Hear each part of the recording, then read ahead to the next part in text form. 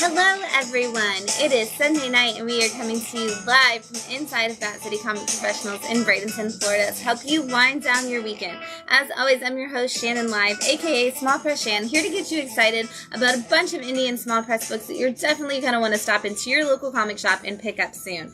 But of course, if we're going to talk about comics while we wind down our weekend, we're going to need some wine to help us wind it down. So this week we are drinking something new and exciting. This is, I already forgot the name of the company itself, Domaine St Michel, and it is a Coates du Rhone, which is a red wine from France. It's all about the region that it's actually made in. It's really cool because there's a certain type of grape that's grown in the north and a certain type of grape that's grown in the south, and you have to use a certain amount of the grapes, of different kinds from that to even be considered one of these wines. So I have not ever had this at all, not even this type of wine. So I'm really excited to see what exactly that region grows and what it means. So, oh, there's a lot.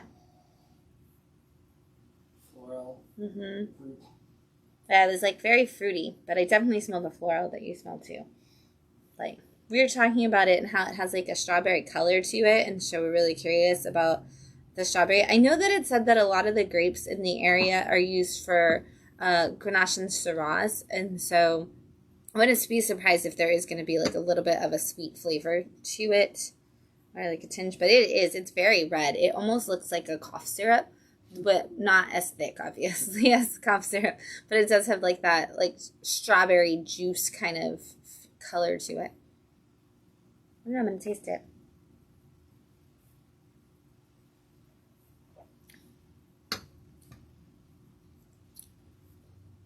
It definitely has that strawberry feel to it, too. Whoa. Matt just licked his lips like it was candy. It's very good. It's sweet and dry at the same time. Yeah, it's not a sugary, too sugary of a sweet, but it is a sweet. Which is of course, I feel comes from that. But that second drink was almost not even sweet. If you take big drinks, my big drink tasted sweeter than my little sip. My little sip kind of almost just tasted like the grape flavor, where the big sip kind of tasted more like all of the other fruits. That's an interesting. Swish it a little bit. Yeah. It's real good. I'm scared I'll spill it on comics. It's hard to swish when I'm here. No, in your mouth. Oh, I could definitely do that. Yeah.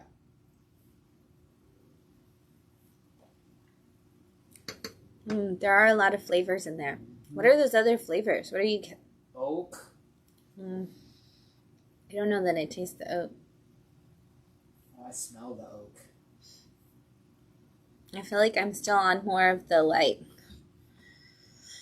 the fruit flavors and the floral flavors. I feel it's more floral than oaky.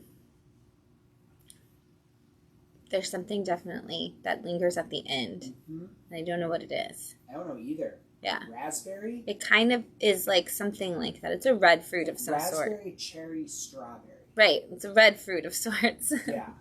This is very good. Yeah, it's very good. I love French wine. Yeah, Matt's favorite wines are French, so this was Matt wanting to try a new style of French wine, and so we're going to be drinking this.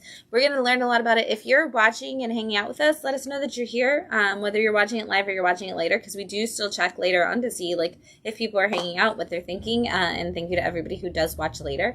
I'm going to slide this over for a second. And I'm going to take another drink in a little bit that's going to be so delicious, I'm already sure. That is definitely a wine that's going to open up into a lot of flavors. Anything that's kind of floral at the beginning, though, usually opens up because flowers open up.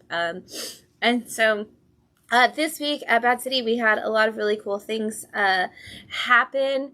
And I can't remember any of them. So that's great. But the number one thing is we had the start of our new employee, Katie. If you haven't met Katie, She is awesome. You've probably met her in here as our artist in residence for the last couple of months. She's been here helping with classes and drawing every day and just kind of being around to do cool art stuff with people. She's been leading a lot of our zine classes with and workshops and stuff with the zine librarian Kelly, and she's been doing a lot of other really cool things. She is now a full-time employee at Bad City, the only one. Yay, Katie! Yay. And so she will be here. She'll love to talk to you about all kinds of books that she's reading. She is reading a little bit of everything. So talk to her about manga, talk to her about Western comics, talk to her about whatever exciting books you want to talk about. She is here to do that. She's also here to talk about art and to continue growing our art programs, and she's got some great adult art classes and workshops and things that are going to be added to the list, as well as some more kid art stuff. So yay, Katie, welcome to the team. You'll be seeing some more stuff that showcases Katie and all the awesome stuff she's going to be doing soon. I also want to give what else did we do? I feel like we had so many things. We had ladies and non-binary nerd night on Thursday, which was really awesome. Thank you to everybody who came out. We had another great group and another late night full of fun. That happens every month. So if you missed it this month, you can definitely join us in September for the next one.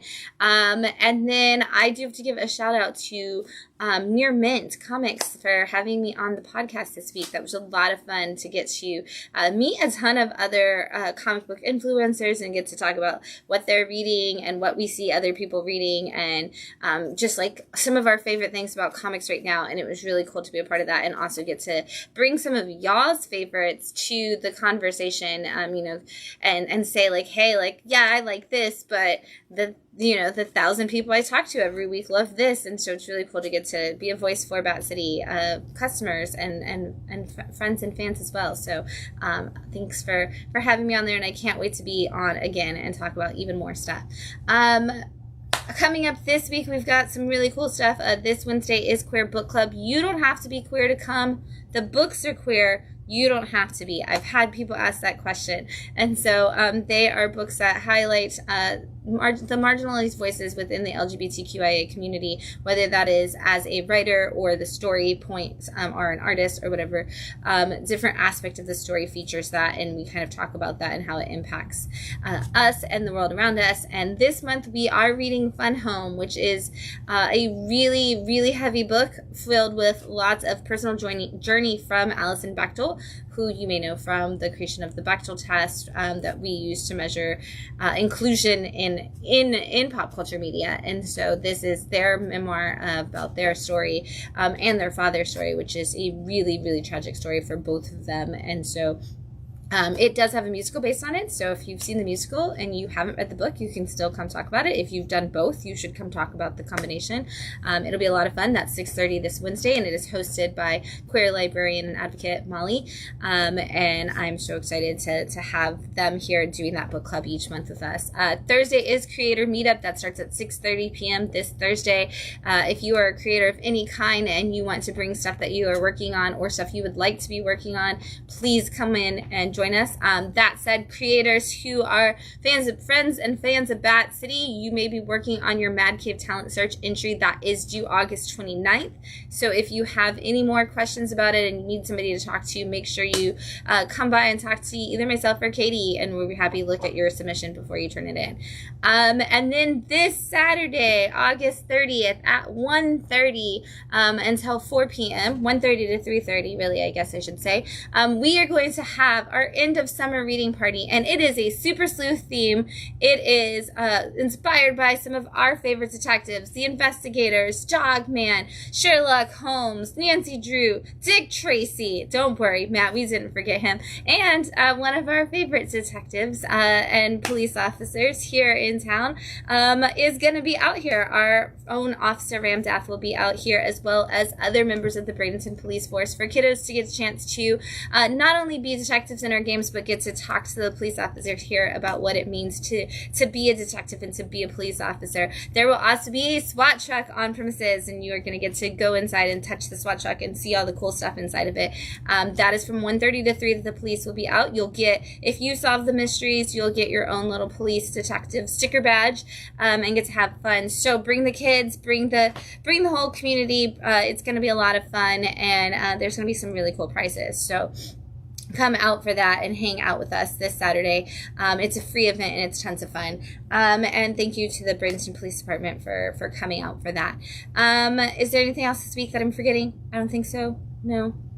There's so many events all the time. I just want to make sure I'm not forgetting one. Okay. Well, then that's what's coming up. Don't forget, while you're marking your calendar for things, so September 27th is Local Comic Shop Day. We are going to be having an awesome event. If you are a local creator or zine maker and you want to be a part of our event, please hit me up by coming to the store or messaging us on social. But we would love to have a lot of our creators participate in that. So there's going to be a lot of fun going on that day, all around the world, but right here in Bradenton as well. It's also our Badiversary, so that is the day that we celebrate moving to Bradenton. So come on out and celebrate September 27th with us. Put it on your calendars now.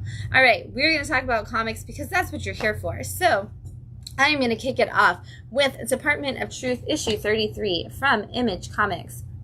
If you've never read Department of Truth, there is about to be a 0 issue that's going to help you get involved with it if you haven't yet. But Department of Truth is basically about a branch of the government whose job it is to keep conspiracy theories from becoming true, because in this world, if enough people believe a conspiracy theory, it suddenly becomes real. And in this arc, we've actually been following a person named Frank, who they have recently had a friend who's gone missing, another teenager who just got kind of too obsessed with things on the internet and believed that they were seeing the Hat Man, and that it had become real. And Frank is determined to prove that there may be something there.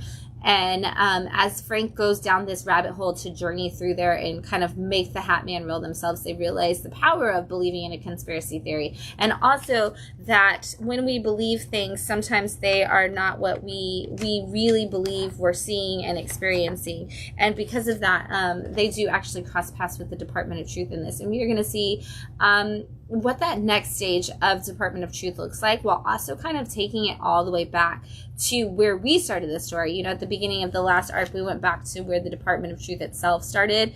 In this arc, or in this next arc, we're going to be circling back all the way to where issue 1 kind of started, and giving us that full circle experience of building this world out. And it's going to get wild. Witchblood, issue 13, also from Image, but from the Top Cow imprint. This is bringing back the Witchblood of the 90s with a little bit of a modern filter on it. And so we are actually seeing, it's requeling, so we're getting to see kind of that whole story all over again. And Sarah, our officer, who has been trying to prove what exactly happened to her father and whether or not he was a corrupt person and whether he was a part of all of the corruption on the police force that she herself serves on now, has found herself the bearer of the Witchblade and this ultimate power that comes with it. And she's gotten in a lot of trouble with it, trying to tear down like all of these, these secretive societies that are filled with all these rich people who think they control the world.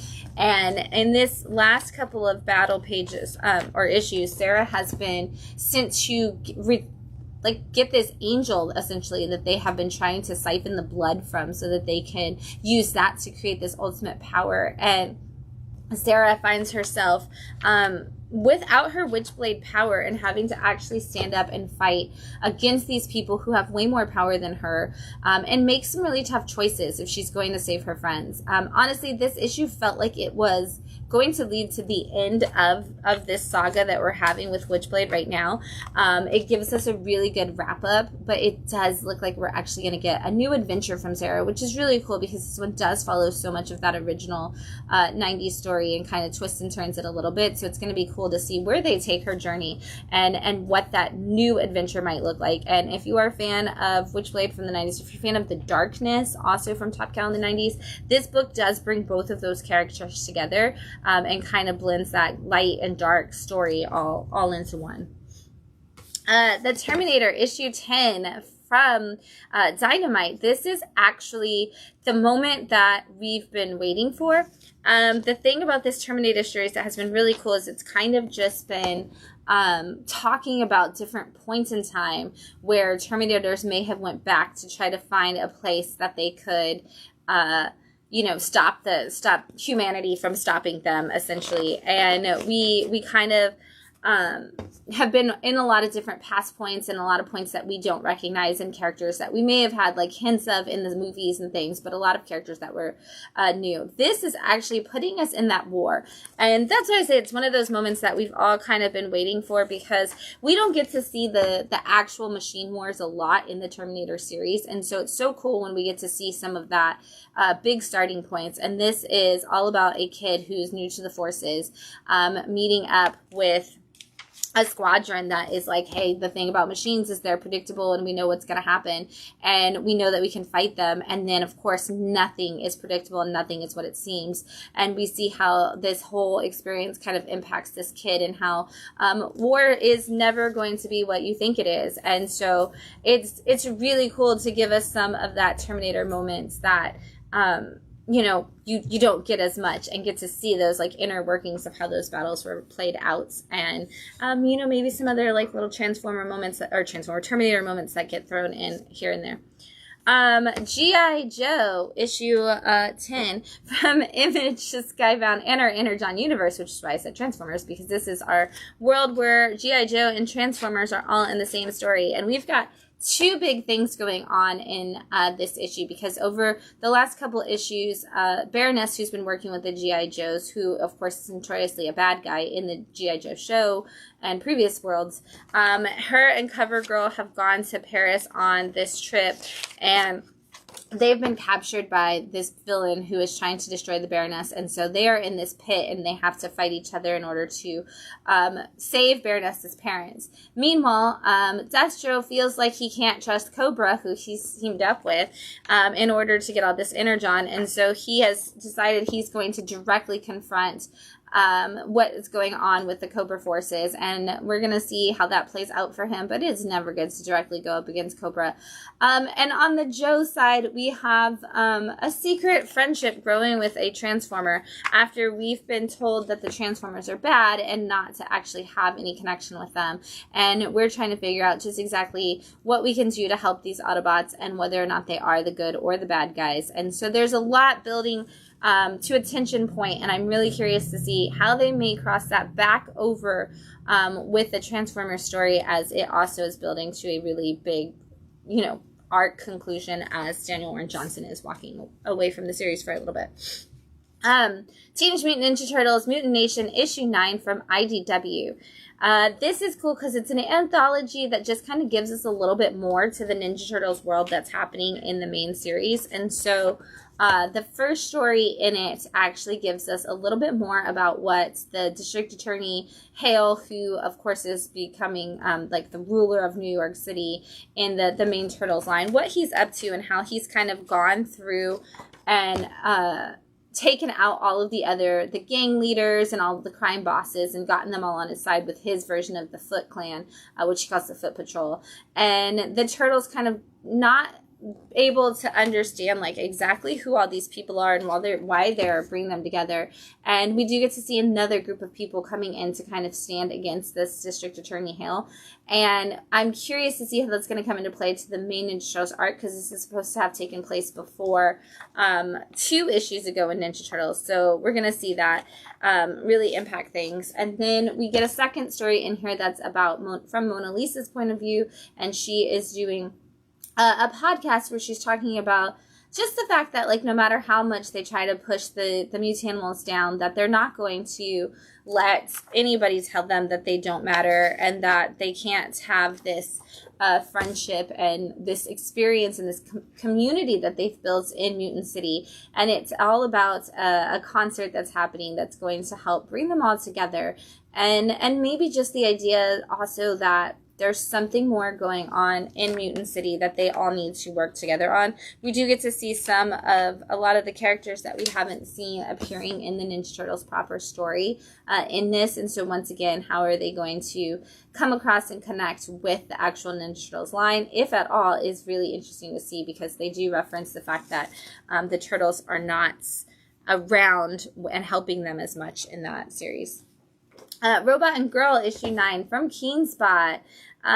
This is the continuing saga of a robot and a young girl who are dealing with a lot. It kind of gets more and more dangerous for them. But basically a young girl who discovers a robot who is on his way to essentially put himself out of commission because he's a retired model. They end up becoming friends, and a few issues into the series, he's trying to pay her back for rescuing him, and he ends up getting her too highly powered in this online game, which is essentially how everybody makes money in this world. And so now she's been, over the last couple issues, we've kind of pushed to a different part of the story, but now we're actually finally circling back to her having to actually go and participate in this competition in person, where she has to be able to prove that she is as good as what she was online, or they're going to arrest her and take everything she has from her. And so, but she also just recently saved the robot Ara from danger, and that actually put her on some mob members' big watch list as well. And so now she's got the government and the mob after her, and it doesn't really lead to a great opportunity for her at this competition, and it's going to lead us to some more bigger problems for us to follow them trying to get through. But they always find each other, which is, it's always just the best part of the whole thing. Falling in Love on the Path to Hell, issue 9 from Image Comics.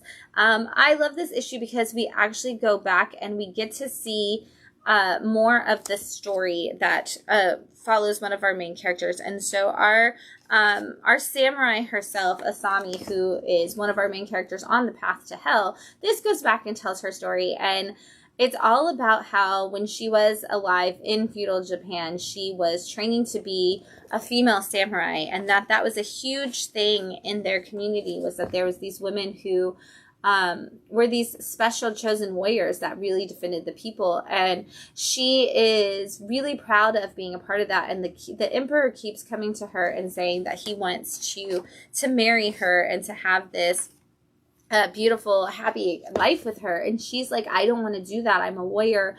I'm here with my sisters. That would be deserting my sisters. I appreciate the offer, but I can't accept it. And he feels scorned and betrayed. And so he goes back to the men, and they're like, well, we shouldn't have women fighting our battles anyway.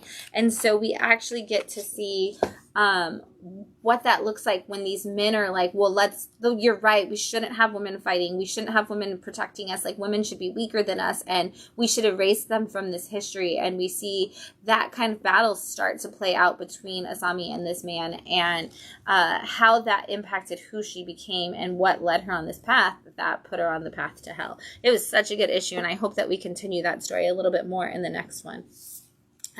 We've got Drawing Blood, issue 8 from Image Comics. I'm glad this is finally back out. If you don't know this story, this is essentially the historical fiction of what could have happened with Kevin Eastman and his ownership of the Ninja Turtles after he created them. This is about a guy who goes by Books, who is the creator of a Ninja Cat group, and he is determined to throw away his life in a lot of ways. You know, he sold the rights to the group. They were turned into cartoons and movies and huge properties, and he kind of got really too big for himself and started doing drugs and drinking and buying unnecessary things like tanks, which is a thing that allegedly Kevin Eastman really did do. And so there is so much here that he's got himself in trouble, and now he needs to make more money. So he's started trying to, they're making a new movie, and he's kind of sold the property off to the worst people to do that. But they're trying to bring him in because if he's a part of it, then maybe people won't hate it. He's also trying to make a Broadway musical that has absolutely nothing to do with these characters.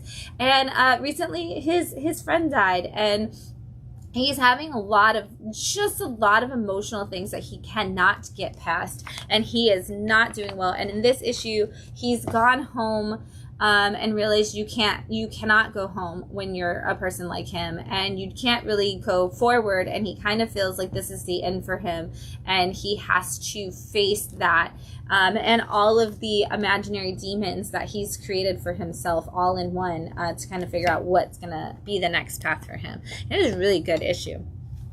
Hyde Street, issue 8 from Image Comics and the Ghost Machine imprint. This is such a great story. Every issue, I'm always just so excited about the thrills and chills and massive world that they're building. If you don't know, there's a Hyde Street around every corner and in every small town and every big city. And basically, Hyde Street is the place that you go when you're a bad person and it's time for your comeuppance to find you. And there are people who are on Hyde Street whose job it is to basically collect the souls of terrible people, and if they collect enough souls, they can earn their way off of Hyde Street. And you're supposed to, once you hit your number, get off of the street. Well, there is a small child who is on Hyde Street who really has no desire to leave, and so he has been working to steal everybody else's soul collections before they can get it. And now the adults are very much ready to take him down. They do not want to deal with Prinky, as he calls himself, anymore. And so in the last issue, we had he went after Mr. X-Ray's secret stuff and stole a werewolf mask for him and was trying to use that as a way to kind of get after some people. And now that werewolf mask is not only stuck on him, but has turned Prinky into an actual wolf. And so we are introduced for the first time to Dr. Ego, who may or may not be able to help all of us get out of this situation. But there is also another darkness that is coming to Hyde Street, and our resident fortune teller has seen that darkness, and it is going to open up for a bigger worry for everybody as we go into the next little wave of Hyde Street stories. It is so good. And next issue, we're going to focus on Dr. Ego and get to see his story and how he ended up on Hyde Street. And I'm very curious, but I'm also really, really curious because if you were reading Sisterhood, we got the first little hint of how that connects to the Hyde Street world in this issue. And that was fascinating too. Like it was like a blink and you miss it kind of moment, which was cool. This season's issue 7 from Image Comics and the Giant Generator imprint, which is Rick Remender's imprint, who is also behind this story.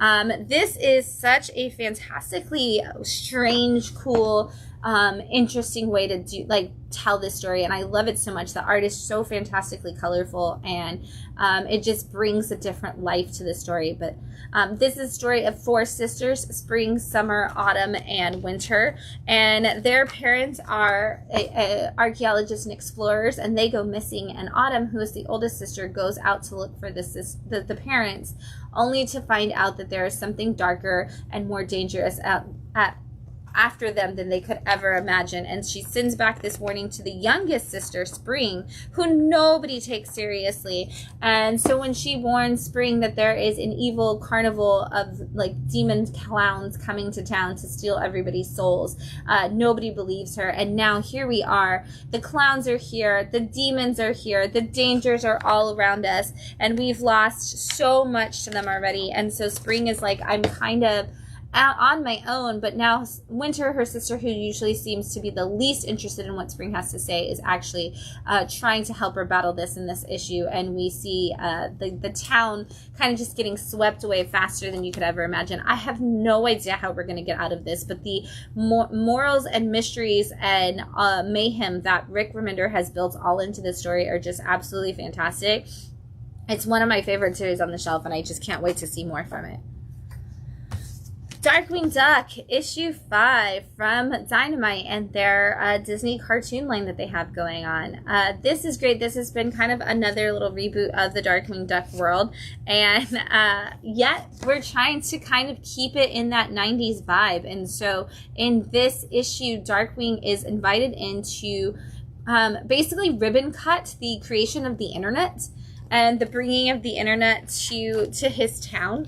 And so everybody's like, ooh, what's the internet? And he's like, man, I couldn't get here fast enough. Somebody should create a faster way to find directions to things. And it's just filled with hilarious internet jokes. But as we know, as Darkwing Duck fans know, I should say, one of Darkwing's biggest villains is Megavolt, who has the ability to control electricity and go inside of it and do different things. And so he figures out from prison how to go into the internet and is using it as a way to attack Darkwing. And so Darkwing must also go into the internet.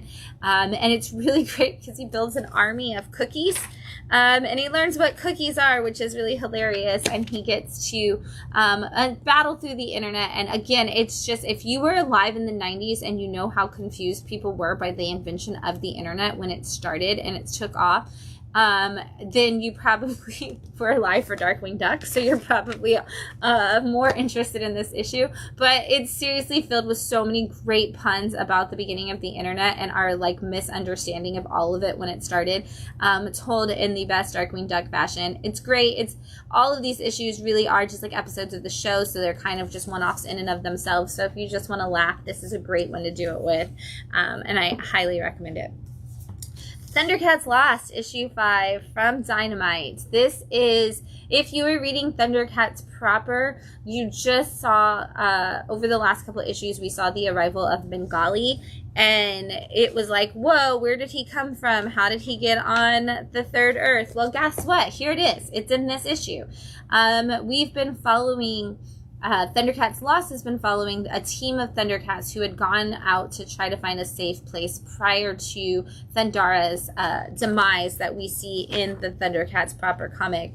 And that group has had a lot of ups and downs. And in this issue, we are actually just following Bengali as he's on his own, trying to find the Book of Omens and figure out what is going on and all the stuff that he's tracking. And this does lead to an exact connecting point between the two series. And so if you are somebody who's reading the Thundercats proper line and you're like, I really want to know how this happened, you need to come back and grab Thundercats Lost, and specifically this issue, just to know like who he is and what he's up to and why he's there. This is a great, just fill in all of the blanks on that series. We've got Mothra, Queen of the Monsters, issue 5 from IDW. This is the end of the Mothra series from Sophie Campbell with Matt Frank on art, which is an awesome team up if you are gonna make a cool kaiju book. Those are two people who can definitely do it. This has been about two sisters who are in a place that was kind of destroyed, and they really kind of blamed Mothra at the beginning, and then when a new kaiju was attacking them, they're like, oh, well, the only person who could save us is Mothra, and now they're kind of mad that Mothra isn't okay. And over the course of the 5 issues, the Mothra twin priestesses who protect Mothra have sent these two girls back in time to actually find a Mothra egg from another time period and bring it to the modern time and kind of raise it themselves. And so these girls have done just that, and now their Mothra is strong enough to go into this battle and hopefully save everybody. And so this issue is really the big battle. We get to see Mothra, win some, lose some, and how that plays out for her. And we get to see it just look super awesome the whole time. Again, it's the end, so I won't spoil it. But, if you've seen a Godzilla, you have an idea of how this might go. You got to check it out. I'm going to take another drink before we get into these next set of books, because I want to know what it tastes like now.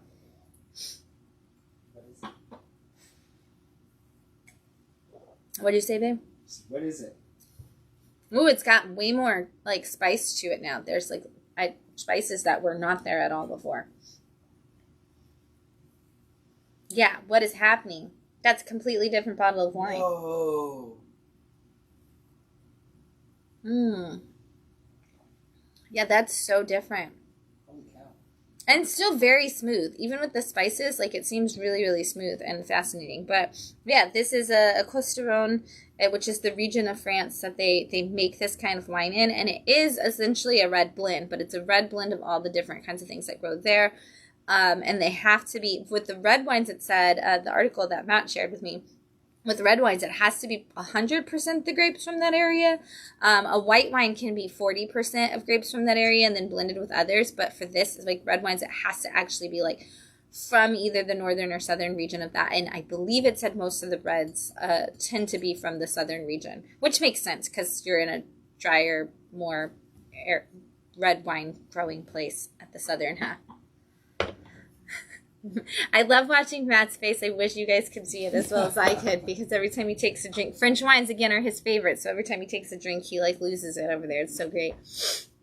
We're popping into the number 4s with the Cold Witch issue 4 from Image Comics. This is a part of the Shrouded College, which you don't really have to know and you don't really need to read this series, but that is a big universe that Charles Soule has been building just around a place that essentially is this magical university type experience that brings people in to do all of its bidding and then keeps them stuck there forever in debt to them, and they can never get out, like college. And so in this story, though, we are following a woman who has come to the Shrouded College because she wants vengeance, essentially, for the fact that her husband, who worked for the Shrouded College, was killed on a mission he shouldn't have even been on because he had already paid his debt. And they, of course, do not care one bit. And so she decides she's going to come after them by releasing the Cold Witch, which is this person up in like the Siberian area that's supposed to be this legend, and it's her actual partner who was the one who actually contained the Cold Witch to begin with. And she knows that if she gets this Cold Witch free, she'll be able to use her and her power to get back at the Shrouded College, because the Cold Witch would also want to do that. In this issue, we're seeing that face-off between her and the Shrouded College as initial face-off, I should say, as the team that has come to hunt her down has made it to where she is, but she has also made it to where the Cold Witch is. And so we are going to see whose side everybody's on and just exactly what power she's going to have bestowed upon her to actually make a difference. And we've got one issue left, and I have a feeling she is going to go really hard and really fast, and I'm just really curious to see if anybody survives, because she's got a big vendetta and she's got a lot of ways to fight and take people out already. We've got Dark Honor issue 4 from Image, and this is a G imprint. This is the story of Rain, who is the daughter of a man who runs the 100, and the 100 is actually a secret, not society, but they're members of a secret society. Essentially, they're the mobsters of all the different mobsters in New York City, and they are the muscle. They are the hired muscle that works to protect all of them. And they have been for hundreds of years, essentially because they just decided that you couldn't trust the government, and so they decided they were going to work to fight against whatever evil came their way. But now they kind of just work with the mobster families to keep their city safe. Well, now there is a person who has shown up whose name is Gregor, and he's been taking out all the mob families, and he is trying to get all of their keys because he wants access to the vault that has all of their money and all of their power and secrets and ledgers that contain all the information on every crime that they've committed, and as essentially the things that the 100 are protecting.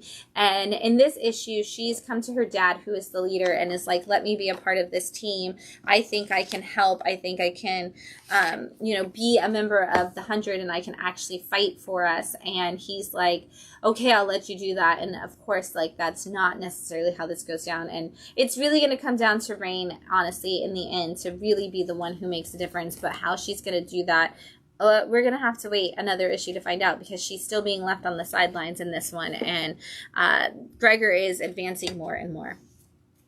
We've got Exquisite Corpses issue 4 from Image Comics and the Tiny Onion creative. This is James Tynion's newest book, and it's such an interesting way to do a really cool story. This is all about the founding families that run America, essentially, and there's this group of families. They all run it, and basically every 4 years they have this battle royale in a small town that they quarantine off there. They don't tell the people that. They actually just kill all of the people in town that get in their way.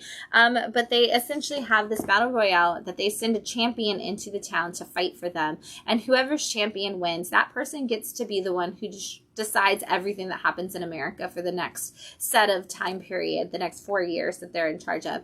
And we have seen this battle starts to play out in this town where the police have been paid off and they have left the area, and everybody else is just kind of out celebrating Halloween. And there's a lot of side bets and things that happen, like who can kill the most innocent people, who can take out the most champions, like who has like the first kill, all these different things. And so these families just kind of sit in a room very much like cabin in the woods style, watching all of this play out. And each of the issues kind of focuses on a different one of the heroes. And in this one, we are following Lady C, Lady Carolina, who is one of the rich people, one of the elite, who's not supposed to be in the fight, but decided instead of hiring a champion that she was going to defend her own family. And we see in this one that she has a lot of interesting connections to some of the other champions that are in this battle, specifically Foxface, who I know is a lot of people's favorite. And so we are seeing that kind of unfold, and why she's kind of in this battle with a little bit of hints and stuff here and there. But this is a huge book filled with all kinds of interesting things, and it does have a little chart so you can actually see, like a bracket system, so you can watch out for who's gone and who's not in the battle anymore, and you can kind of track it with the book to see what's going on, which is really fun and kind of keeps the excitement building each issue, because you're like, ooh, I wonder who's going to get knocked out this time, and where is it going to go. We're still kind of just seeing some of the individual character arcs kind of start on here, and so it's really cool because we haven't even been introduced to all of the champions yet. Like, we did a quick flash over each one in the very first issue, but they're only telling us like their killing style and who they work for and why they're doing all of these different things, and like what we don't get to see them all in every issue. And so it's kind of cool the way the rollout is happening. Space Quest issue 4 from Dynamite. This is the combination of Johnny Quest and Space Ghost, a little crossover for the two of them, and this is the final issue for that crossover, which of course so many people who are reading Space Ghost and so many people who are reading Johnny Quest were just waiting for this moment.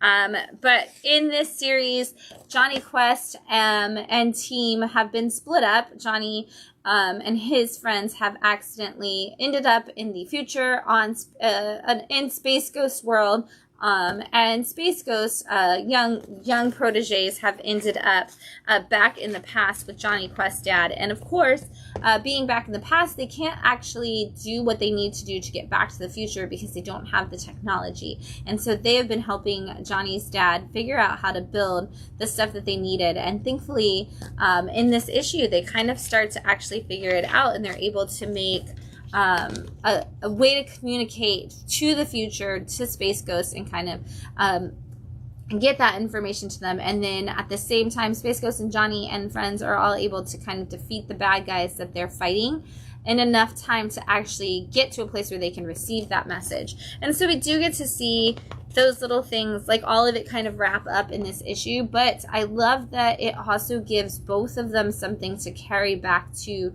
their own worlds to give us more story. If you didn't know, Space Ghost just started a new arc, and so we are on Space Ghost number 1 for that new arc, and so this is probably going to tie in a little bit to that. Johnny Quest hasn't had an arc going on since in a couple of months, so I'm curious to see if this will lead us to another Johnny Quest adventure coming soon. Los Monstros wraps up with issue 4 this week from Dark Horse Comics. This has been such a great book, one of my favorites as well, and I'm sad. I hope we get to see more cases come this way. However, we get such a good final issue. This is all about the city of Los Angeles if it was inhabited by the Universal Monsters. And essentially that's the only area that has these monsters, and so it's been walled off, and it's just its own separate city. And we followed the Wolfman, who is also a detective. He's that classic, noir detective sitting in his office waiting for some damsel in distress to come his way. And in issue 1, he is met by an old man who's like, I'm trying to find the former love of my life. She became a vampire. I know she's here. I need your help. And that leads him on a big a big giant case that kind of shows us a lot, like that he's got a partner when he's a an ex-cop because he was kicked out for being dirty, but we find out like a lot of that was his partner, and we learn about that, and we see even more corruption from the cops in this one.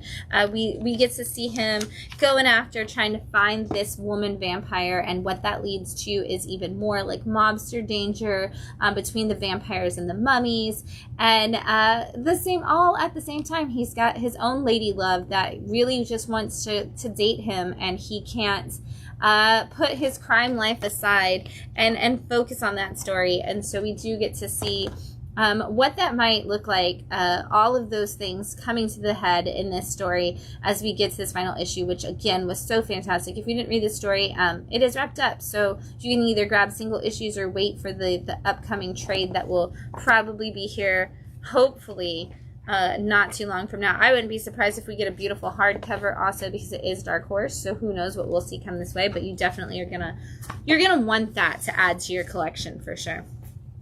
Invincible Universe Battle Beast issue 4 from Image and the Skybound imprint. This is just a side quest, kind of taking one of the characters from Invincible and giving him his own story. Specifically, it is Battle Beast, who is a guy who never loses. He's just a big giant beast who loves to fight things, and he never loses, and he's very much tired of it, and he wants to have the experience of just having that epic death. And so he's out to find the person who could ultimately kill him and let him die in battle gloriously the way he wants to. And so far, he has not been able to do just that. And the computer system of the ship that he hijacks is very much against him, so it has been trying to find ways to kill him. And an alien that he picks up tells him that he can go to his planet because there is definitely a character there that is a juggernaut that could definitely take him out. And so they have finally made it to that planet, and we are going to see if, when that battle does take place, if it is something that is glorious enough to destroy him. And we get to see some new characters come into play in this issue that, maybe they'll lead to his destruction, maybe they won't, but we're gonna keep following Battle Beast as he goes on this adventure.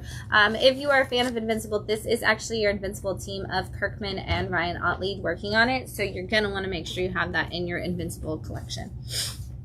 Bloodletter issue 3 from Image and your Spawn universe. This is giving us a lot more to our Spawn universe. Like all of these, I always say, even if you, it's kind of like the Hellboy books, even if you don't read Spawn proper, you can read this. And in this issue, it's got a teaser for She-Spawn on the cover, and I'm like, are we going to get to see some cool She-Spawn moments in here? But we've been following along as this woman is essentially trying to gather the power that she needs for this battle that she's going to face. And in this issue, we actually get to see this young person kind of get recruited to the cause, and they're like, hey, like they like rescue them, and they're like, hey, I can take you in, I can help you out, stick with me kind of situation. And that's not necessarily the case. One of the things we don't see a lot, and what's interesting with all of these Spawn books, is that nobody in the Spawn, like these Spawn characters, aren't really heroes necessarily. They're all Hellspawn in their own way, or they're all connected to Hellspawn. So it's interesting to see them come in and like be put in the protagonist role, but yet still not really be heroes, and have them experiencing all these like crazy things. And so in this one, we actually do get to see some bad choices that are like, hey, I'm not actually here to help you. And this is like 3 of 4, so don't really want to go too much into like what the spoilers of this issue are. But if you are a Spawn fan and you want some more in that universe, this is definitely one of those that's going to build out something that you're going to need, I think, for your bigger Spawn stories. Endless Night, issue 3 from Mad Cave and the Underworld universe. This is the combination of 3 Mad Cave worlds. It is going to bring together Revolution 9, Exit City, and the Hour of the Wolf, which is our Wolvenheart world.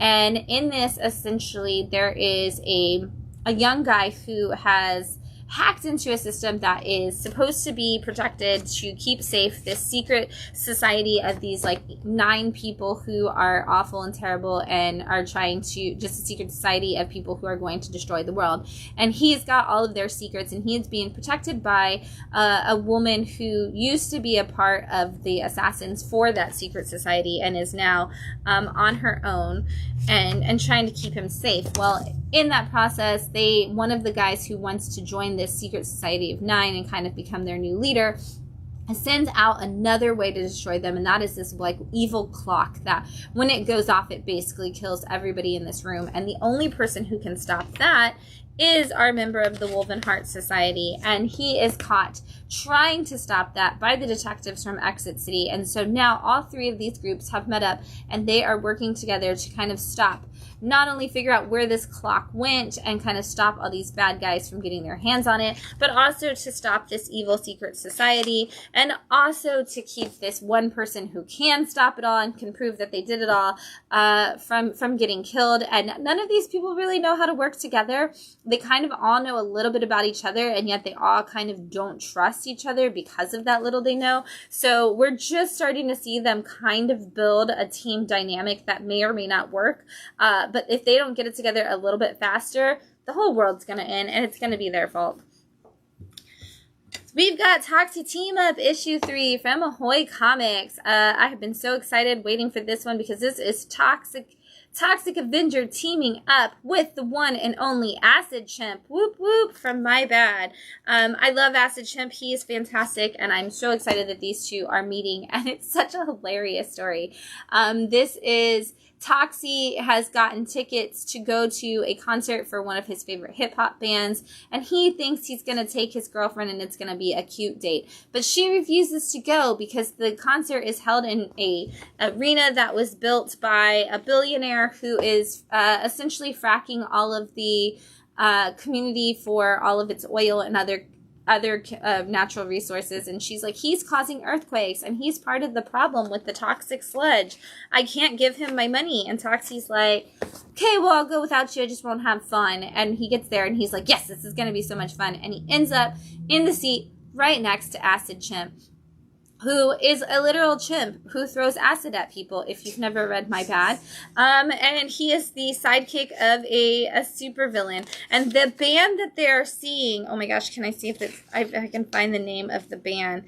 It is so ridiculous. And they're the Mix Bros. And it's literally like Groucho and like a guy that's trying to be like Groucho Marx and Harpo Mix, and it's so ridiculous. Anyway, they decide that they're going to Acid Chimp and Toxie decide they're going to be buddies and hang out after a brief misunderstanding. And all of a sudden, during the middle of the concert, an earthquake happens and the band goes falling into a pit, and the only people who can go into this pit after them and save them are Toxie and Acid Chimp. And hijinks ensue in hilarity. And it's always good to have an Acid Chimp on your side in cases of billionaires destroying your community. And so just a great fun one-shot adventure of that team up. Again, Toxic Team Up's been one of the best team ups of the summer. We've got 2 more to go. I believe the next one is Wrong Earth, right? I think so. Let me see. And then Justice Warriors is last, I believe. That's correct. Yeah, that should be correct. Yeah, so I'm really excited. I can't wait to see Toxie and Justice Warriors team up. That's going to be insane. All right, we've got They Choose Violence, issue 3 from AWA. This is such a good book. So much going on in it. So much powerful stuff to say and so many crazy ways to say it. This book is all about 3 women who are best friends, and they feel like nobody is doing anything to help the community that they are, the people of color. It's like just right after a lot of the Black Lives Matter marches, and they just feel like nobody is actually doing what needs to be done to protect these people who are being killed. And so they decide to take it into their own matters into their own hands, and they work together as a detective and a forensic specialist and a medical specialist. They kind of come together to become these assassins, and these serial killers of all these people who are doing terrible things and just getting away with it. And they've been doing a great job in getting away with them themselves until in the last, they kind of stopped. In issue 2, we saw that they stopped being friends and they stopped doing their murder missions together. And in the last issue, they decided to get back together, and they got a little sloppy. And now they've decided, like, hey, we're back together. And it looks like there's somebody who is starting to kind of imitate what they're doing, but in reverse. And so they're actually killing a lot of activists who are people of color. And they're like, we have to stop these people from doing it. And so they start doing their own investigation again, and it leads them to this small town, and they are met with some very, very racist and very dangerous people. And they are actually going to find out that all of the things that they think they've done to be careful are not as careful as they thought. And there is something major that they're up against that they weren't prepared for. And it's really going to put them into a really big, dangerous spot. And seriously, this book is written so well, and it constantly has different twists and turns that are interesting, because each book is narrated by a different one of the girls, and so you're getting a completely different part of the story at a different start point, and moving the story forward all at the same time. And each of the voices, because it does switch, you're never quite sure like what's going to be the most important thing coming up in the next issue. And it's so well done. You definitely need to check it out. We've got Big Rig issue 2 from Vault Comics and Post Malone. This is all about essentially a Knights Templar kind of situation.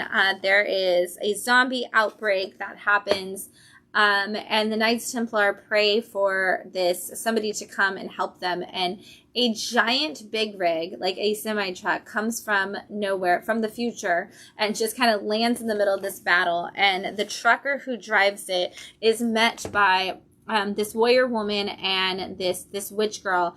And he is like, I'm here to help. I don't know. Like, I just know that I was sent here to help, and to help these people, by these people.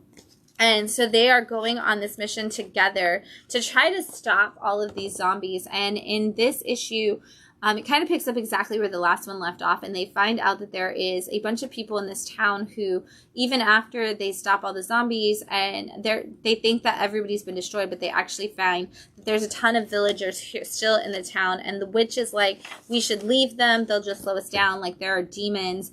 That's what's causing these zombies, is like this demon outbreak. And this is a battle against Lucifer. And we need to just go straight after Lucifer. And because she is the problem, and we need to stay like, oh, we need to go after these demons, and it's just going to get worse. And they're like, no, we have to help the people. And he's like, look, it's my truck, it's my battle, it's my weapons, like, we're helping the people. And as they decide to do that, they are attacked by a bunch of stuff, a bunch of demons and a horde of zombie type creatures. And it's like, okay, well, it's okay, because we'll just load everybody into the truck and take off. And in fact, they cannot do that because the truck stops working. And so now they have to figure out essentially how to fight when their one big weapon doesn't seem to actually help them. And we're gonna see we see them have to kind of learn new ways to work together. Big adventure inside of a big rig, and such an interesting, weird concept. And yet it kind of does work for just this way for them to be fighting demons, and putting all these different paths together. If you're a fan of like barbaric and stuff like that Vault has done, it's definitely another one in that vein. Catacomb of Torment issue 2 from EC imprint at Oni Press. And this is a horror anthology, so if you haven't read any of these, you can always just pick up whichever one you want. And there are 3 stories in here, and the first one I loved, I'm so excited to talk about. It's called Red Blend, and it takes place on a winery. And this is all about 2 siblings whose father owned a winery, and everything was done sustainably and organically and naturally, completely. And the brother comes back, when the father passes away, the brother comes back and and wants to make all these big business deals to sell it off and to make it more productive in the modern sense of the word, and just kind of starts changing everything the dad does against the sister's wishes. And we see how that plays out and how corporate greed can definitely kill everything.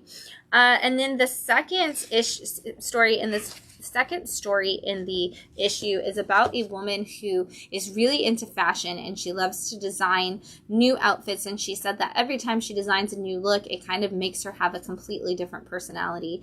And she goes out on a date with a guy, and he's like, wow, you're perfect, you're everything that I want, you're the kind of person I want to take home, please come home with me to meet my family. And then the next time she sees him is that event, and she's wearing a completely different outfit, and she acts a completely different way, and he's like, I don't want anything to do with you, this isn't who I thought you were. And she's like, oh my gosh, I have to go back to being the other personality in the other outfit. And we see what happens when she tries to change who she is.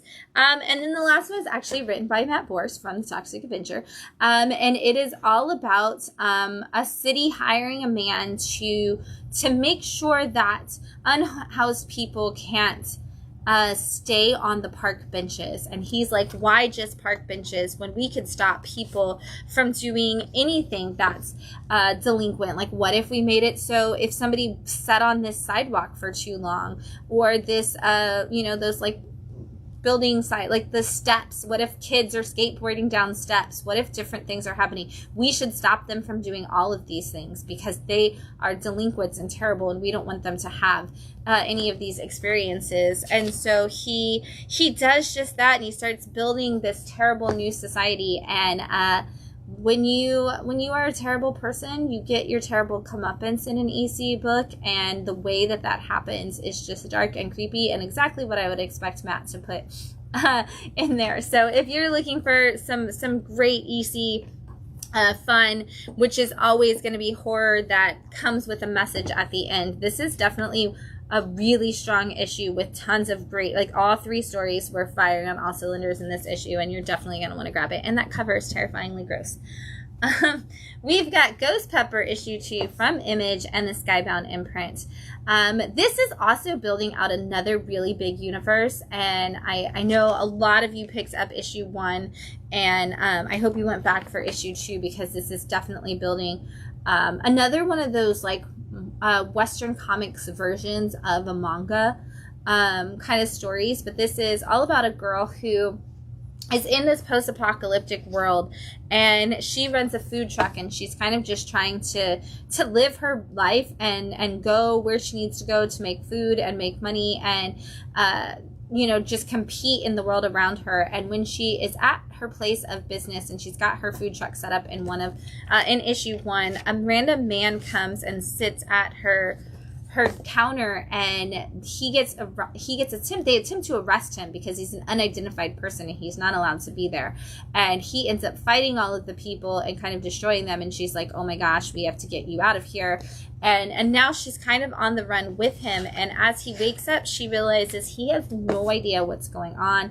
He doesn't know why that like people are supposed to be documented in a certain way. He doesn't know that there's a savior of all people who fought this monster, and that's what everybody like worships him. And meanwhile, at the same time, we are actually getting to see from that ruler of all the people who claims to be the savior of everybody, and what it is that he says he did, and why he's controlling the people, and why he's afraid of this random guy. We get to see all of that in this issue, as well as introduce a bunch of new characters that are going to play a big role in what's going to happen. And I swear, if this series isn't a minimum of 12 issues, there's no way they're going to fit it all into anything less, because there's so much in this world, and I want it all to have all of the time to marinate and cook in delicious ghost pepper flavor, because it will be wonderful.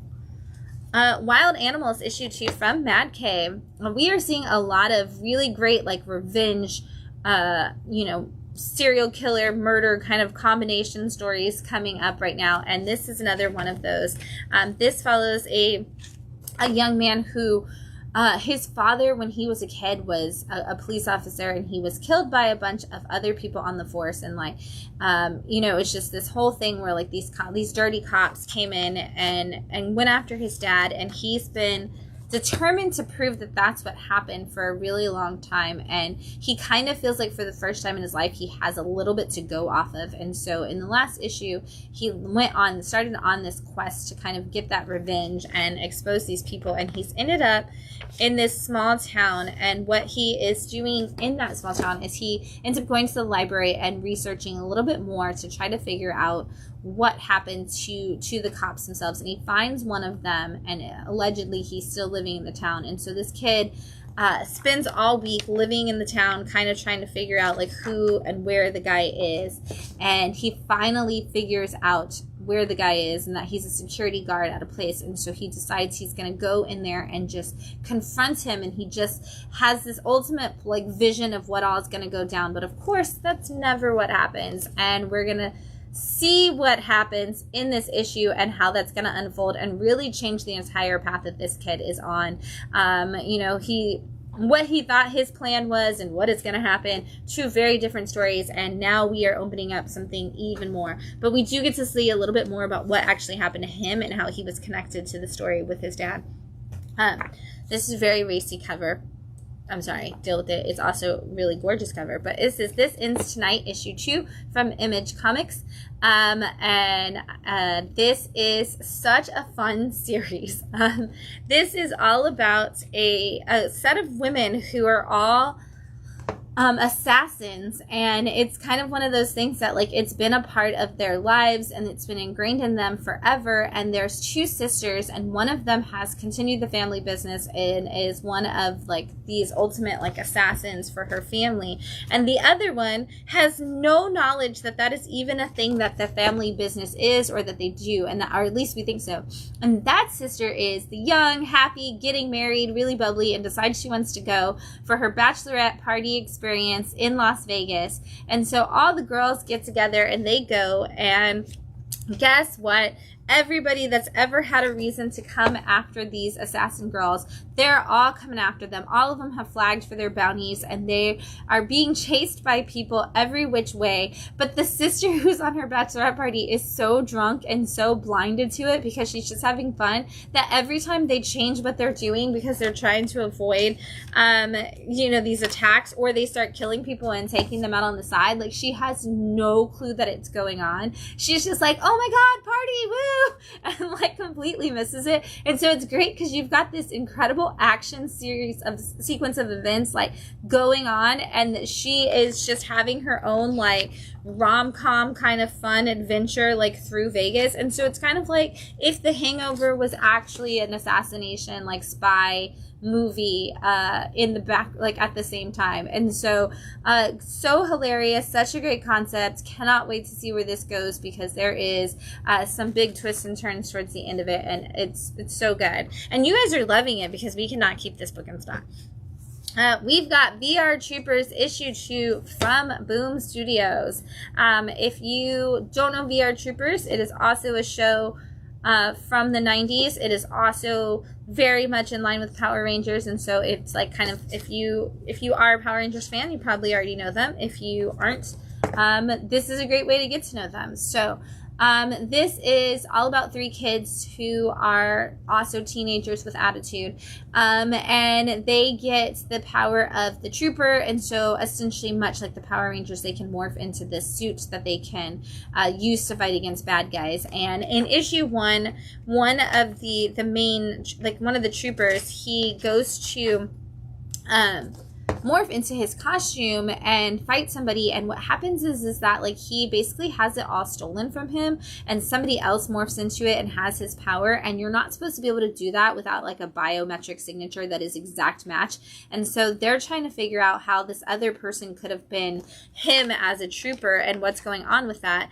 Meanwhile, at the same time, they're also dealing with an evil corporation who is doing something really wrong to the city, and they're trying to figure out that at the same time.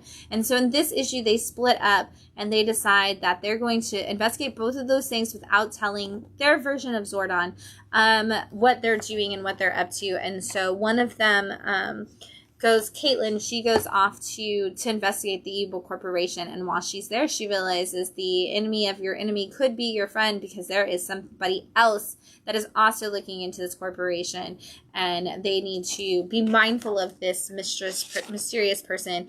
Meanwhile, Ryan has to figure out if maybe, just maybe, there's something going on with his dad, who he thinks is dead, but has never figured out what actually happened with him. And maybe that's all connected to the story.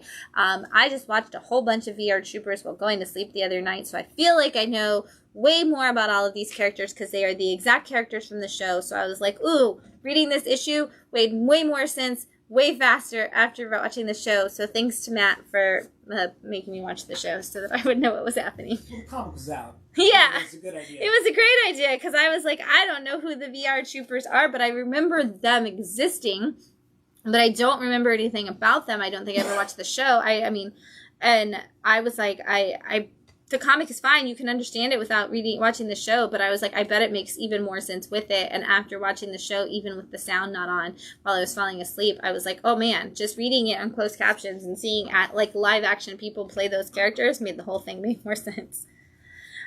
We've got Umbrella Academy Plan B issue 2 from Dark Horse. If you are a fan of Umbrella Academy and you're not picking this up, you definitely need to, because this is actually like Gerard Way continuing your Umbrella Academy universe.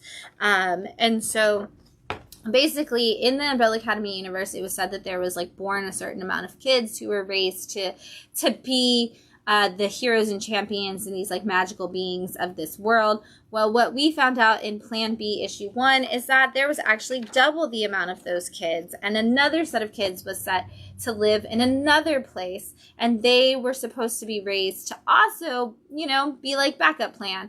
But they're bitter and angry, and their place that they were raised in wasn't nice and fun, and so they also think that they are being heroes, but they think that the way to be heroes is to be violent. And that there should not be this happy, we have to save people in order to save the world. It's no, we could destroy bad guys, and maybe we destroy good guys that get in our way. And so we saw in the first issue that the two sets of kids have actually been going after each other. And in this issue, we kind of rolled that back a little bit, and we get to see how they deal with each of their worlds and some of the kids. And we're starting to see a little bit of this group and their group dynamics and how they are interacting with each other and where they plan to go with this. But we also get to see some of our Umbrella Academy characters that we're used to also dealing with things. And so it's going to be a lot for you if you are not, if you don't know Umbrella Academy. I feel like you can read it, but it's going to be a lot more if you're somebody who is well-versed in Umbrella Academy, because there's a lot of little things that you're oh, that probably connects to something that happened in Umbrella Academy. And so, but the book will stand alone on its own for sure as well. All right, we've got some number ones, but before I do that, I have to take another drink because I got to know how this is going.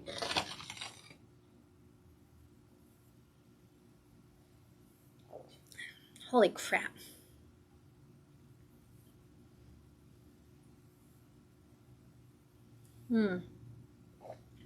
That is so much more flavor. Oh my gosh. Okay, so this is Coates du Rhone.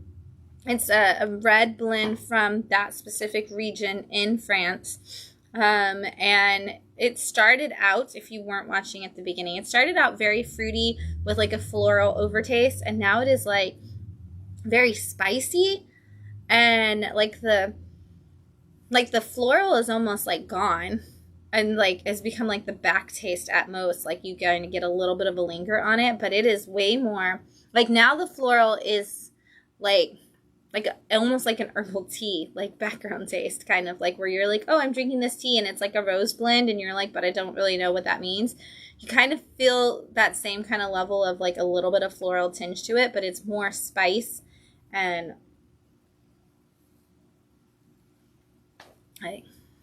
that's way different. It's why I drink wine.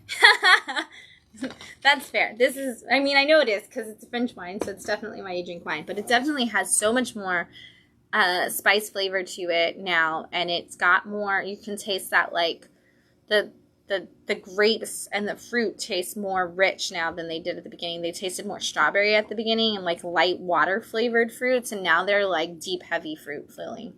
I still get the strawberry, but it's like spicy raspberry strawberry. It seems more raspberry and spice and like strawberry on the back end. Like that's like your florally almost back end is like more of that like sweet strawberry. Yeah, that's a good wine though. We usually like jammier. This is a little lighter. It's a little closer to like a Pinot Noir. Yeah. But it's very rich in flavor. Very rich in flavor. Yeah. Matt's very excited. I wish I drank like my whole glass. I know. Usually I drink more than Matt on the show and Matt is because he's got coffee too, and now he's like finished his whole wine. All right, we've got some number ones. We've got Eat Your Young from Mad Cave. This is quite an interesting like big build as well for a first issue. This is all about a world where there are centurions who are an immortal race, and basically as long as like there's an alpha of that race, is going to be, I'm going to try to explain the whole situation. As long as there is an alpha of the family of that centurion, then everybody kind of has this immortality. And then once the alpha is like, if you killed the alpha and you essentially eat their heart, you become the alpha, but all of your siblings, like your generation, essentially loses its immortality. Like there can only be one kind of situation, like very Highlander-esque. And this dad who has 43 kids and has been around for thousands of years is like, I think I'm done. I don't want to be the alpha anymore. I don't want to be alive anymore. I just want to retire and live out the rest of my days and die. And so he is having meetings with each of his different kids to kind of figure out who he wants to take over. And it's like, and some of them are like, look, you don't get to pick. Like, if I choose to kill you and eat your heart right now, like, I could be the alpha and everybody else would just lose their immortality. And he's like, no, I'm going to pick. None of you are going to act up. Like, you're going to let me go through here and actually figure out who should be the immortal leader of our group. And so they're kind of all having like this interview period, and we get to see each of them and how they connect with him and how they impact with the family. Meanwhile, there are two siblings who are twins who we meet on the very first page who do not kind of associate with the rest of the family in any capacity, and they have some they are going after the other siblings as a way to kind of get to the power spot first. But there can only be one. So are these twins going to stay together, or are they going to go after each other? I'm really intrigued by this series. I really want to know what's going to happen. It was definitely not anything that I thought the book was going to be. And so I'm really, really curious because it's totally just kind of like side-winded me with what it was going to be. And I'm so intrigued. Escape, issue 1 from Image Comics and the Giant Generator and Rick Remender. This is a big giant war book. This is all about a group of soldiers who are all anthropomorphic animals, and they are in an air battle, and their job is to come in and get to a place so that they can like take it out, and they're supposed to be marking the place and you know, doing all the work to get rid of it. And they kind of discovered that the place isn't completely clear and there's civilians there, and they're like, we don't have a choice. Like, we have to take this place out, because if we don't, then they're going to get all of the weapons and the things out are going to get free, and they're going to be able to attack us, and we have to do what we're going to do. And they get caught while they're doing it, and so that's hence the air battle. And it is a tragic battle. There is a lot of blood, guts, and tears that are happening in this, and the whole thing is that we're going to see who makes it onto the ground and has to escape their way out of this place that they themselves are responsible for the desolation of. And it's like, ooh, if we end up like behind enemy lines, essentially, what does that look like, and how do we make it out? And it's gonna be a big bloody mess all the way through, I have a feeling, but it's also gonna have a lot of really big, like, tormented PTSD kind of situation while you're still in it happening.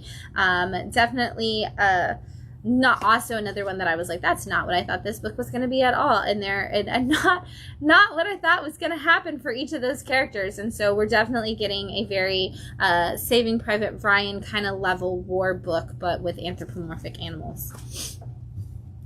Witch Hazel. This is from Silver Sprocket, and it's absolutely adorable. This is about Hazel, who is, as they say, a talented spellcaster and a walking disaster. I would say this is great for people who are fans of things like Snot Girl, and like if you mix Snot Girl and Everything Sucks, you kind of get Witch Hazel, which I love. This is all about, I know I've intrigued you.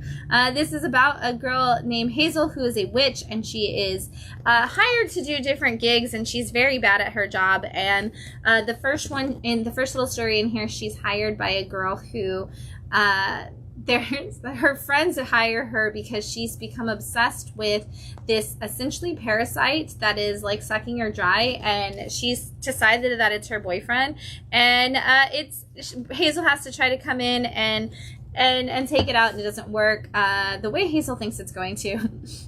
And then we get another story where Hazel is very, very hungry, and she doesn't have any money to buy food, and she only has a little bit of food left. So she decides to use magic to shrink herself down, because if she has a smaller stomach, then the little bit of food will be enough for her. But then when she gets shrunk down, her own pet, which is kind of like an axolotl meets a cat, starts trying to attack her, and she's like, oh my god, this is terrible. And so she ends up in a battle against her own cat with some, crazy hijinks ensuing. And I love it because they're like, Hazel, why didn't you just make the food bigger? And she's like, dang. And so you get those little, like I said, like kind of like almost Everything Sucks kind of humor moments for it. But also her little pet is so cute, even though nobody knows what it is. I love it because also in Silver Sprocket kind of style, the middle of the comic is just a bunch of games that you can play. So there's crosswords and mazes and other different fun things that you can do. There are also stickers in the book, much like Everything Sucks. And then we get the main story, which is the bigger story at the end, which Hazel, like she said, had no money for food. So she gets a job at Mid-Apple. What is it? It's like mid-apple times instead of medieval times. And basically it was an old apple orchard that was bought essentially by like a medieval times kind of theme park thing. But because they were on the apple orchard and they couldn't get rid of all the apples, they themed the entire medieval experience to be apples. And they have an old person who feels like they are the fairy's protector of the apples, is very angry and decides that it's going to kill everybody at the apple farm, and Hazel has to try to stop that from happening because her friends and the love of her life are all there, and she is trying to figure out how to save her and her friends before it is too late. It is so great. It's so fun. I can't wait for more. I hope we get this quarterly at the very least, or like at least as often as we get Everything Sucks, because this has that same feel of awesomeness, and again you get stickers. So good. Hazel is definitely one of my new characters I want to be friends with for sure. And it is Silver Sprocket? It is Silver Sprocket. And so honestly, the only reason this isn't my pick of the week is because I don't have enough for everybody to come in all week and ask me for it. We are out, and that's why it's not a pick of the week, because I have to order more before other people can have it. And that's really it. That's the honest truth. I didn't want to rub it in for something that you couldn't have. We've got Event Horizon Dark Descent issue 1 from IDW. This does take place. This is the Event Horizon movie, which has a massive fandom, which I learned this week. So many of you came in and told me that Event Horizon is like your ultimate jam, and I was so excited to hear that.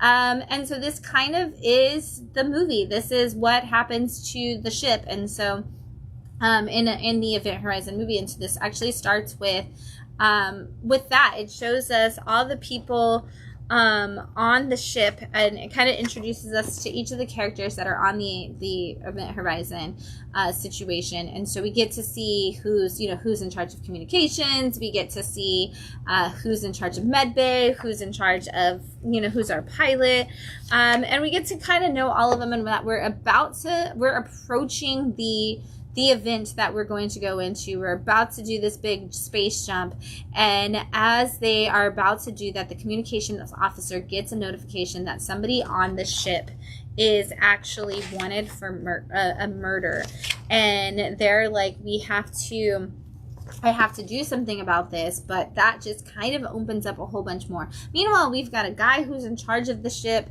back home who is basically in league with like the devil, and some darkness is coming, and there is a lot going on, and this is going to be a really cool way to retell that story, but also like for fans of the movie, you're going to get your movie, but for fans, like people who may not know the movie, you're going to get to experience it for the first time, and so check it out.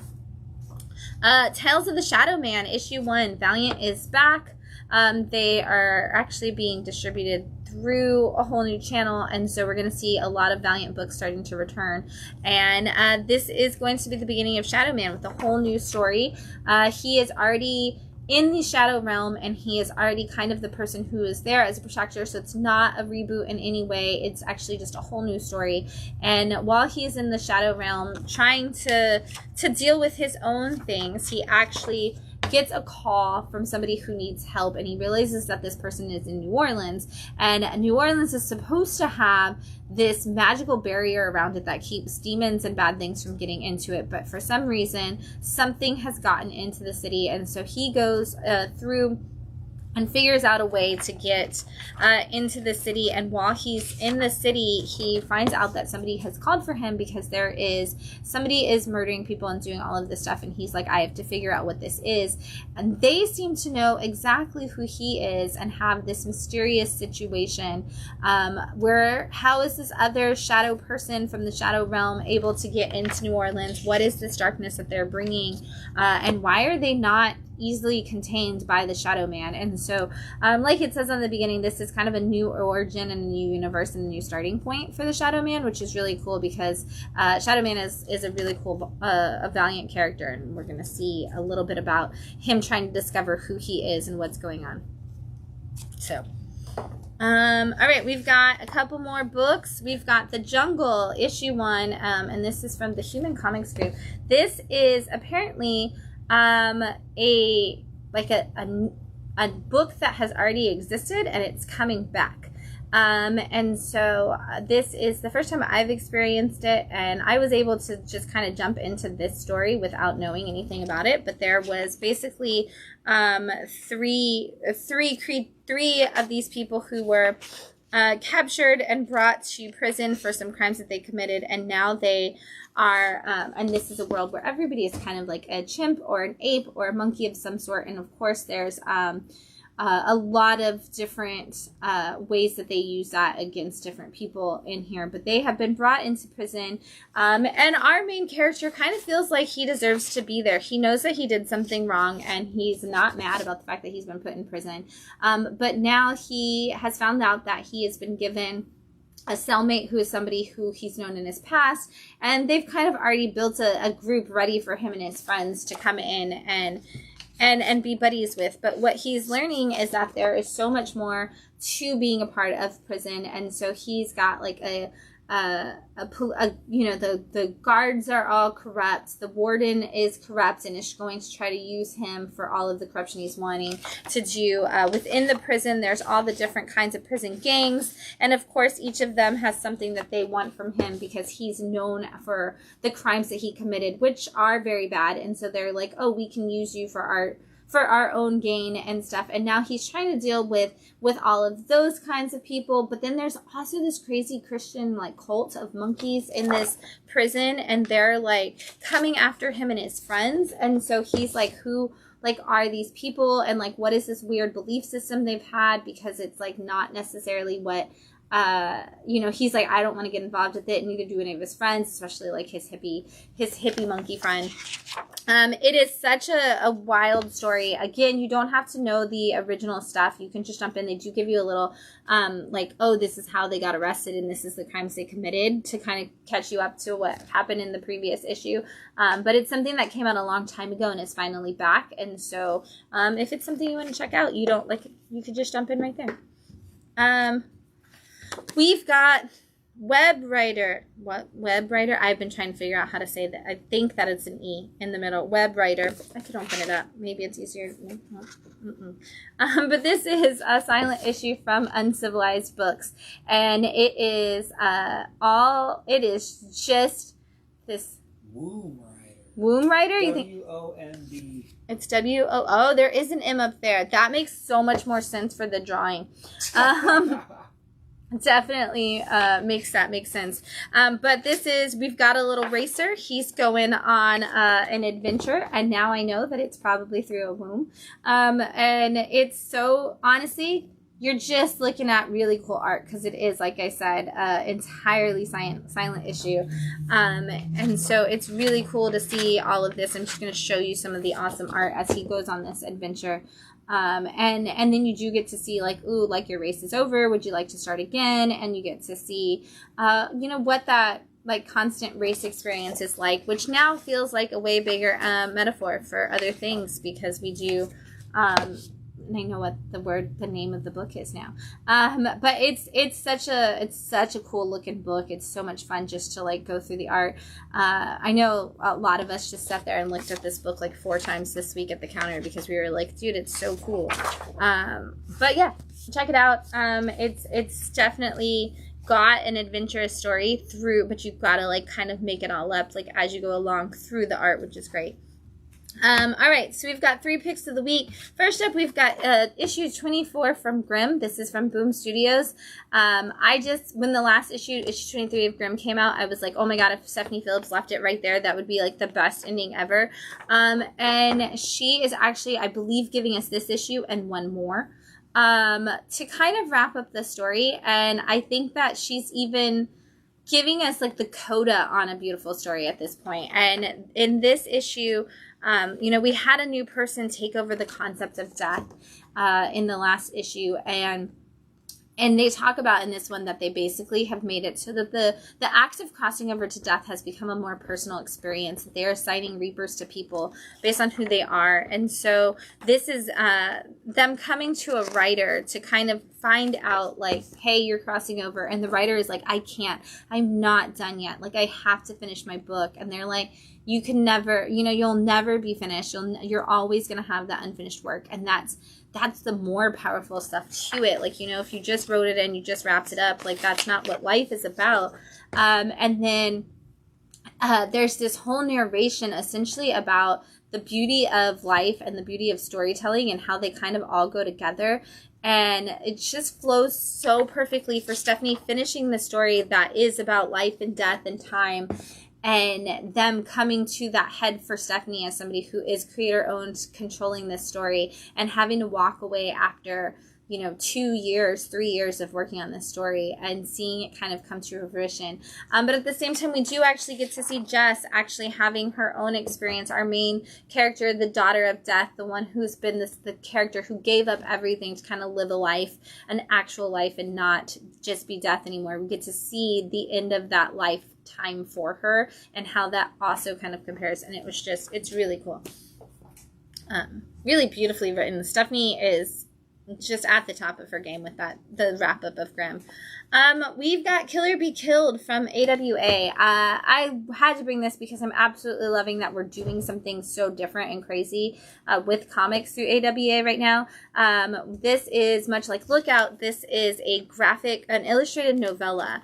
And they are doing such a cool thing with these where they're actually giving us, like, it is completely prose with some illustrations that kind of help tell that story mixed in with it. And it's they're calling them like their Future of Fear one-shots. And this is definitely that, because this is all about a person called the Friendship Killer. And the Friendship Killer is somebody who a social media app is created, and it's supposed to be there to help people through like their mental health situations and to create new friendships and kind of just deal with like the idea that we're not alone. And one of the big things that they do on it is they're like, hey, you can have AI friends.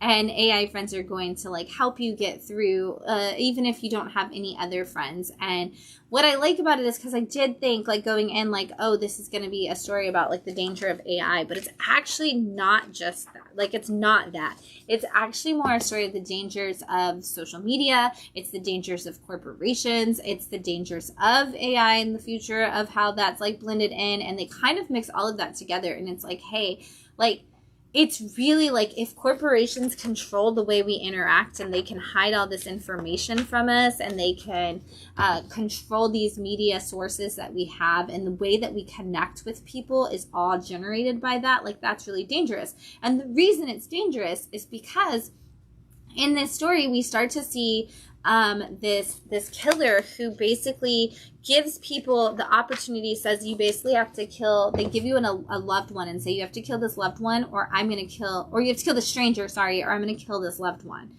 And you have 5 minutes to make the decision on which one you're going to do. And you have to do it all live on the internet. And so it becomes this big thing. And our main character is somebody who actually had to do that exact thing before the story ever started. And so the whole book follows him trying to piece it all together. And he's investigating the social media, he's investigating the killer, he's investigating AI, he's investigating corporations. He's putting it all together, and it's such a big story of that, you know, of that mystery and kind of having that conversation. And it's just thrilling enough that gives you like the twists and turns, but also gives you just enough to like kind of be like, oh, I think it's going to be this, and oh, it's going to be this, and kind of like give you the breadcrumbs to follow along and try to piece the case together on your own. And also realize that like, hey, maybe everything is this different illusion than I thought it was, all at the same time. So they've been really doing, this is the second one for AWA to do of those Vertigo Entertainment like crazy stories, and I'm excited to see how they do the next one. And lastly, I can't believe that we got another issue so quickly, but I don't care. Never Wars issue 3 from AMP Comics. It's just so good. I was telling Matt, the thing that I love about Never Wars is it really just understands the concept of the page turn and the cliffhanger, and it's doing it so well. If you don't know what this is, yeah, it's basically Never Wars is the war of all the fantasy lands. Neverland, Wonderland, and Oz are all essentially one like big place on the other side in this fantasy world, and they are all being attacked by something that has led to this ultimate darkness across all of these lands, and that is destroying the minds of the people who have always been the good guys and kind of turning them into the bad guys. And we learn in this issue that it is connected to a very big Alice in Wonderland villain.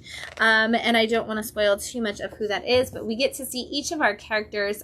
We have 3 main characters: Peter Pan, Georgie, who is the grandson of Alice from Alice in Wonderland, and Dorothy. And we get to see each of them now on the other side kind of come into who they are and what their role is going to be in this. We saw Peter Pan have to team up with Captain Hook in the last issue. Georgie is meeting not only the White Rabbit, but he is also starting to connect with Cheshire Cat and the Mad Hatter and other characters from the Wonderland world. And then we also get to see Dorothy come into connection with her three of her main people that she's interacted with over time, and what is their role, and what do all of these people have to do with the Never Wars that are happening, and whether or not they are going to have the allies they need. And I'm still waiting for when these are all going to cross paths, because they're all kind of in this same world now, and they're all dealing with this battle, but they don't necessarily, and they all know that they're fighting the same villain, but we haven't seen any of them technically interact with each other. And every page brings new characters from the stories we know, and every page gets you more hype for what's going to happen on the page to follow. And every issue ends with a cliffhanger that leaves you screaming in excitement at the book. I cannot tell you how much I love this book. It's like Wizard of Oz and Alice in Wonderland are 2 of my favorite properties, and of course Peter Pan's always fun. And so just having them all come together in this awesome way, it's such a good way to use the characters too. It's not done in the ways you would think, so it's not too like tropey and too like exactly the same thing everybody else does when they're building out these universes with these characters. So it's really fun to see the way they're building it, and I cannot wait for more. I only had to wait a week between issues 2 and 3, and now I cannot. I'm like, I know we should wait longer, but like if we should just get it every week, I'm not going to be mad about it. All right, we got a bunch of other books in stock, and so I'm going to fly through those really fast to get you started. We've got TMNT Journeys #1. This is from IDW. This is reprinting volume 4 of Ninja Turtles, which has not ever been reprinted in this fashion before. And so it's kind of just taking you back to those days so you can actually, as Matt said on our Instagram, afford some of those issues. Undiscovered Country, issue 32. Vampirella Armageddon, issue 2. Resident Aliens, issue 1 from Dark Horse. Mega Man Zero Timelines. These are all the different Mega Man one-shots that are coming out for all the different Mega Man experiences. Marvel All-on-One, The Thing versus the Marvel Universe, issue 1. Crypto, The Last Superdog, issue 3. Critical Vox Machina Origins, issue 1. Absolute Batman, issue 11. We have Absolute Flash, issue 6. Detective Comics, issue 1100. Congratulations, Detective Comics. 1100 issues. That's so cool. We've got New Avengers, issue 3 with that Marvel movie cover of Bucky Barnes. Batman Superman World's Finest, issue 42. Catwoman, issue 78. I'm so excited to see that. Godzilla Destroys the Marvel Universe, issue 2. Justice League Red. This is a one-shot for a new Justice League concept. Imperial issue 3 with that Scotty Young cover. Your big Imperial War stuff is going to start hitting a lot next week. Nightwing issue 129. New Gods issue 9. If you have not caught up on New Gods yet, I believe the trade is hitting this week as well for the first couple issues. Spider-Girl issue 3. Superman Unlimited issue 4. Titans issue 26, and we're going to get to see the Doom Patrol in that. Venom Black, White, and Blood issue 1. Wonder Woman issue 24, Wolverine issue 12. We've got Exceptional X-Men issue 12 and Psylocke #4. We also this week had an all-new Spider-Gwen, the Ghost Spider, and that book was awesome, and it is completely gone. And we also saw the launch of Black Cat #1 from G. Willow Wilson, which is such an awesome, fun, amazing book. If you didn't get to read it, it's going to be hilarious. It's going to be great. I hope it gets the Poison Ivy treatment and never ends. Like G. Willow Wilson is currently having with her success over there. It's so good. We're completely out of that too. But it's great. You should definitely find a copy and read it because I love it.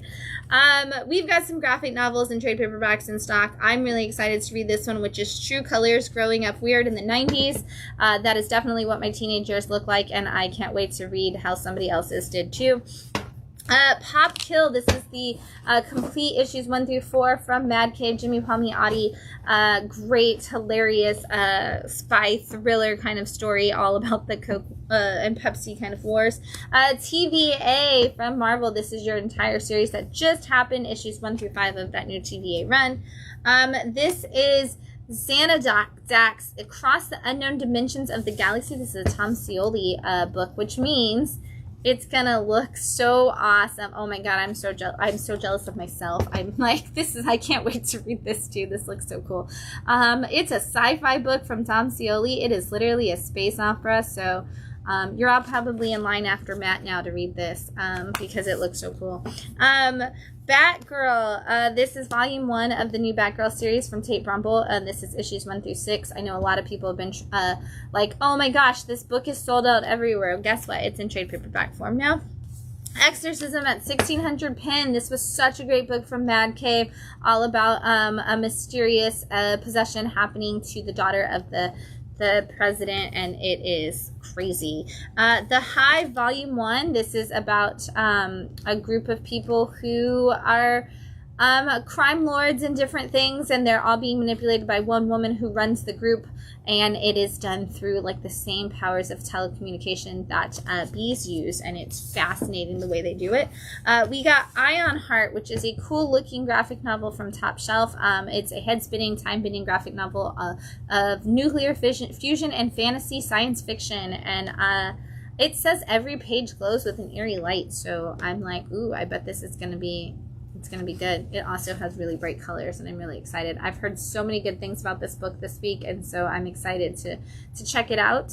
And then lastly, I don't want that to fall over. We've got Buff Soul And this is from Fantagraphics, and this is how do you prevent history from repeating itself, and is it possible to protect the one you love from themselves?